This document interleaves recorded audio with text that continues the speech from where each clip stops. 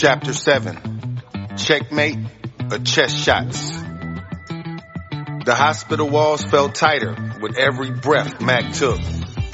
Jasper laying unconscious now, tubes in his arms, beeping machines whispering bad news in Morse code. Mac sat in the corner, elbows on his knees, head low.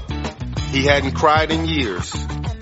Not when his squad got ambushed overseas, not when his pop OD'd, not even when his first love left without a goodbye. But this hit different.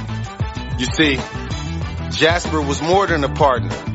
He was history. He was the streets Mac came from. Loud, reckless, but real. And now somebody tried to take him off the board.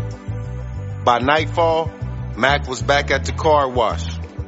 He didn't speak to anybody, just went straight into his office, locked the door, and sat in the dark.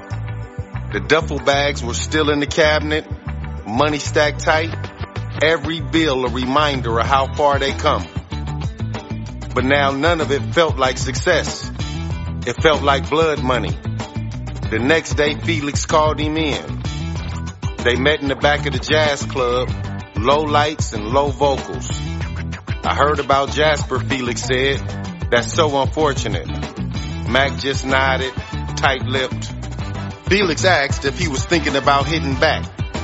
Mac didn't answer right away. Felix leaned forward and said, "Don't." Mac's jaws flexed. "Listen," Felix said. "If you retaliate, you're inviting the law. Cops already hearing whispers. You want to be a king? Act like one. Kings don't swing swords, they move pieces." Mac didn't flinch. "You ever lose a brother, Felix?" Felix stared cold. "I lost an empire once. All 'cause I got emotional. Learn from that." So now Mac left the club feeling more confident than ever. He built this empire on control, on silence, on staying under the radar.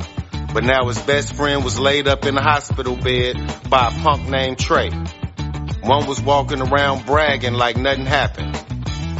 How do you protect your kingdom without spilling blood?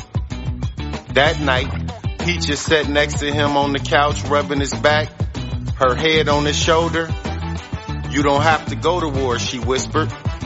"I already been to war," Mac said. "This is different. This is home." Mac didn't go to Trey's block, didn't send shooters, didn't pull a trigger. Instead, he quietly paid a visit to a parole officer named Rodney Bell, who owed Felix a few favors. Mac handed him a folder, thick with details, photos, and just enough evidence to burn Trey's whole operation down. No bullets, just paperwork. 3 days later, Trey got pulled over in a stolen Cutlass with a half key in the trunk and a pistol. Case closed. Beef squashed. Empire intact. Back at the car wash, the vibe returned. Slower, cautious, but intact. Jasper will recover. Peaches was still standing by Mac. Mac realized something crucial. Power was about to make noise. It was about knowing when to stay silent and knowing when to strike without warning.